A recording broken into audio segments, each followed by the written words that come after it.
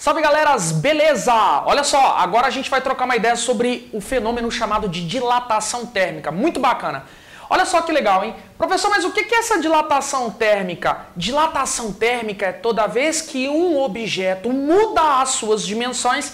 Mudar as dimensões é mudar o tamanho, mudar o formato. É toda vez que um cara muda as suas dimensões a partir do momento que você provoca uma alteração na temperatura. Olha só que legal. Muda a temperatura de um bicho. Mudei. Então ele vai mudar as dimensões, o tamanho e o formato. É isso que é a dilatação térmica. Claro que eu uso a linguagem, a fala dilatação para o caso inverso também, tá? O caso inverso de contração térmica, quando eu faço a redução de temperatura da grande maioria das substâncias que a gente encontra por aí, a gente vai falar então da contração térmica. Reduz a temperatura, o sistema reduz também as dimensões, reduz o formato, tá bom? Dilatação térmica é mudar as dimensões a partir das mudanças de temperatura. Bom, mas como que isso acontece, gente? Como que ocorre essa tal de dilatação? Você vai imaginar então que aqui tem um sistema sólido, né? O que eu vou falar vale para sólido e para líquido, mas é mais fácil a gente visualizar no primeiro momento para sólidos. Imagina então que eu tenho uma caixa na forma aí de um cubo, beleza? Uma caixa cúbica, sei lá, de madeira, de metal, não importa. Que está inicialmente a uma temperatura, digamos, pequena. 20 graus Celsius, 30 graus Celsius, sei lá. Aí eu vou aumentar a temperatura desse sistema. Aumento a temperatura desse sistema, a gente já sabe que temperatura é a medida do grau de agitação das partículas. Temperatura aumenta, o grau de agitação das partículas internas aumenta, as moléculas começam a colidir uma com a outra e obriga o sistema a aumentar as suas dimensões. Graças às colisões moleculares internas, é que eu acabo promovendo um aumento nas dimensões desse corpo, desse sistema.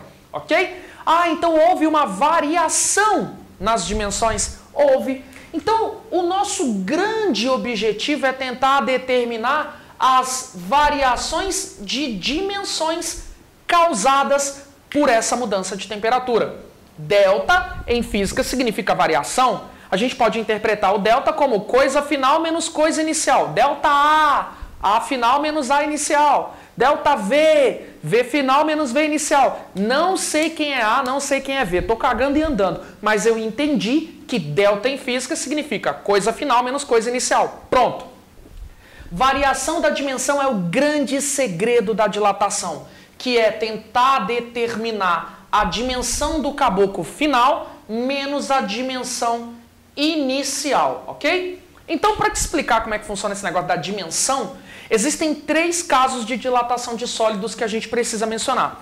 A dilatação de sólidos ela pode ser uma dilatação do tipo linear. O que é uma dilatação linear? Dilatação linear é toda vez que o sistema ele faz o quê? Ele sofre uma mudança no seu comprimento. Na verdade, na prática, todas as dilatações são em 3D. Mas para um determinado estudo, você às vezes só precisa levar em consideração a mudança de comprimento do sistema. Quantos centímetros ele aumentou, diminuiu, quantos metros ele aumentou, ou quantos quilômetros, sei lá. Alguma coisa que faz referência a comprimento, a altura, né? Uma dimensão. Toda vez que o exercício tocar nesse assunto, você vai precisar trabalhar com dilatação linear. O que você precisa saber sobre a dilatação linear? Como que acontece a variação de comprimento.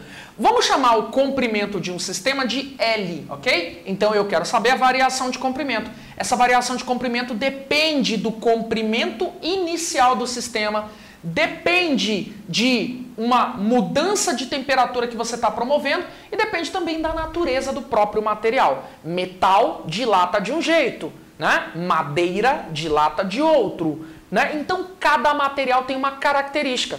Essa característica é identificada por uma constante chamada de coeficiente de dilatação linear, que é representado pela letra grega alfa, ok? Então, olha só que bonito. Esse alfa é uma grandeza que é sempre medida por uma unidade de temperatura inversa, tipo grau Celsius elevado a -1, grau Fahrenheit elevado a -1. Então, alfa é uma grandeza que tem sempre uma unidade de medida que é o inverso de temperatura. O ΔT é a variação de temperatura. Ele tem que ser dado ou ele tem que ser calculado, claro, de acordo com a unidade de temperatura que o alfa me indica. Tipo, peguei uma questão e ele está falando que alfa é graus Celsius elevado a menos 1. Então, na hora de você usar a fórmula, o ΔT tem que estar em Celsius. Faz a conversão, caso necessário. Siga a constante, é isso que eu sempre digo, tá bom? O ΔL e o L0 podem estar em qualquer unidade, centímetro, milímetro, quilômetro, metro, não importa. O que importa é que eles estejam em unidades compatíveis, isso é importante, tá bom? Ah, professor, então essa aqui é a fórmula que eu uso para trabalhar com a famosa dilatação linear. Isso.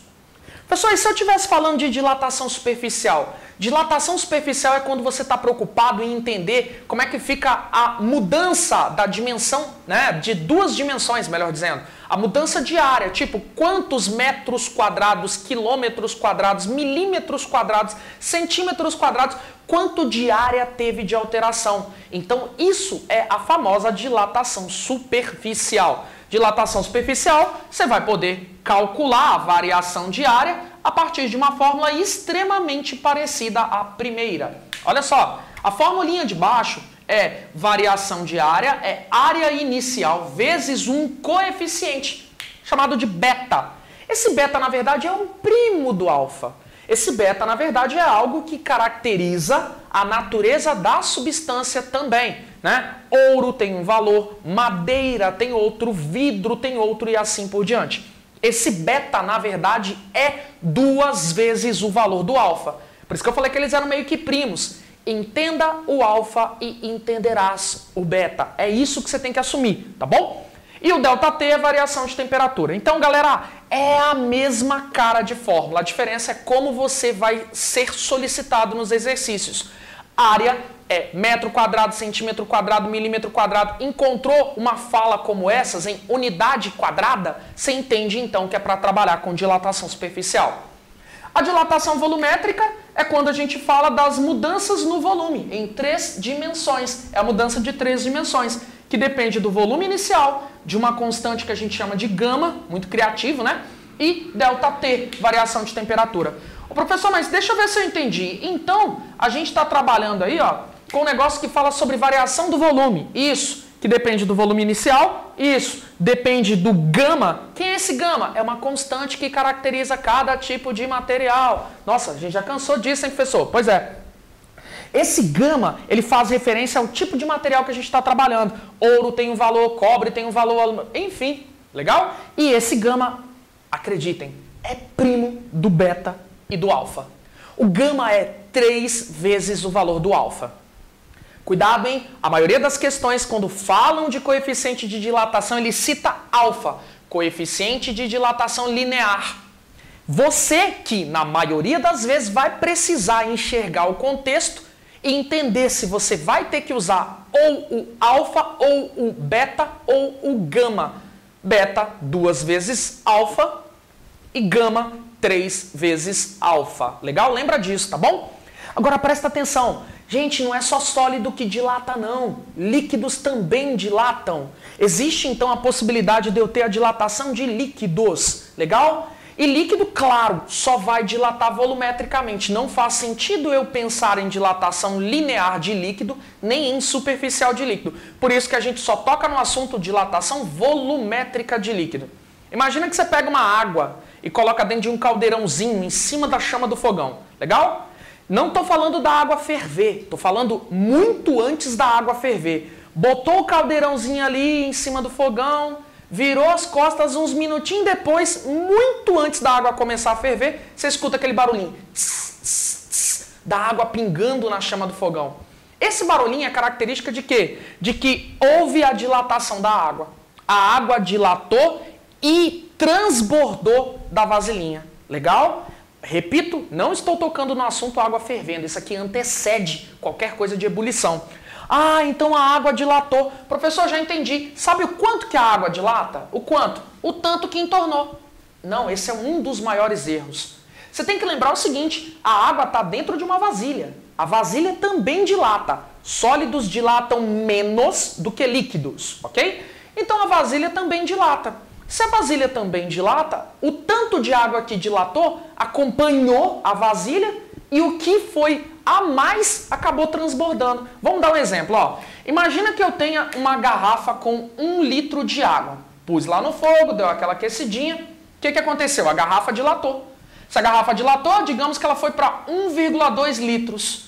Só que transbordou também 0,1 litro de água. Qual foi a real dilatação da água? Foi o tanto que acompanhou o recipiente, mais o tanto que transbordou. A gente costuma dizer que a dilatação volumétrica real do líquido, nesse caso, é a dilatação do recipiente mais o tanto que transbordou, que a gente chama de dilatação aparente, ok? Então, houve a dilatação volumétrica do líquido? Houve. Cuidado para não confundir o real com o aparente. Cuidado também com o caso específico da água. A gente costuma dizer que a água tem um comportamento anômalo. Anômalo vem de anomalia, é irregular. A água, no intervalo de 0 a 4 graus Celsius, se comporta de um jeito louco, beleza?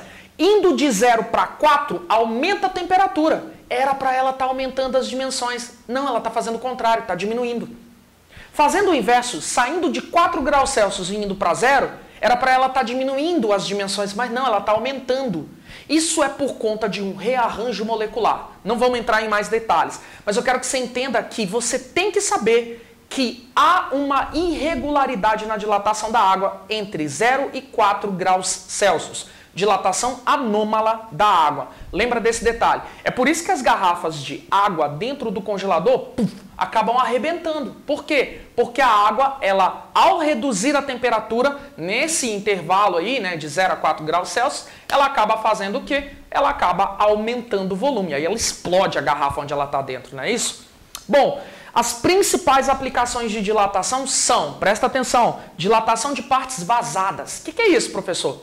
Ué, imagina que você tem então uma chapa metálica, legal? Em forma de um quadradinho, por exemplo. Imagina que ela tem um furo, legal? Esse furo em forma circular, por exemplo. Se você aumenta a temperatura da chapa metálica, o furo também aumenta as dimensões junto com essa chapa. Ou seja, você vai imaginar que este furo sofre dilatação do mesmo jeito, como se ele fosse feito do próprio metal em volta dele. Dilatação de corpos vazados. A parte vazada dilata como se fosse feita do material em torno dela. A segunda grande aplicação é que nós chamamos de lâminas bimetálicas. São lâminas, né, tiras de dois metais diferentes, o metal 1 e o metal 2. Se são metais diferentes, têm coeficientes de dilatação diferentes. Legal? Quando submetidos à mesma variação de temperatura, por terem alfas diferentes, eles acabam sofrendo dilatação de um jeito diferente. Isso aqui é muito utilizado para desligar circuitos elétricos. Porque o circuito elétrico é quando eu tenho esses dois bichinhos em contato com um pino. Se alguma coisa acontecer para que esse contato seja desfeito com o pino, o circuito elétrico desliga. Legal? Ah, peraí, professor, então como é que eu vou fazer esse contato, né, elétrico se desfazer? Quando você aumenta a temperatura, por efeito Joule, está passando corrente elétrica pelos metais, aumenta a temperatura. Legal? Aumentou a temperatura do sistema, uma estrutura dessas, as duas estão extremamente grudadas, extremamente coladas, mas uma delas dilata mais do que a outra. E aí obriga o sistema a curvar, como está aqui. Quem dilata mais? Quem tem mais alfa. Quem dilata mais? É só você identificar assim, ó. Vocês observaram que aqui eu fiz uma curvinha? Ó, como se fosse uma curva, tipo, com um pedaço de circunferência. Legal? Qual das duas, 1 ou 2, está mais para fora da minha circunferência? A 2. Então ela tem maior coeficiente de dilatação linear. Ok? Quem fica mais para fora da circunferência é quem tem mais coeficiente de dilatação linear. Legal?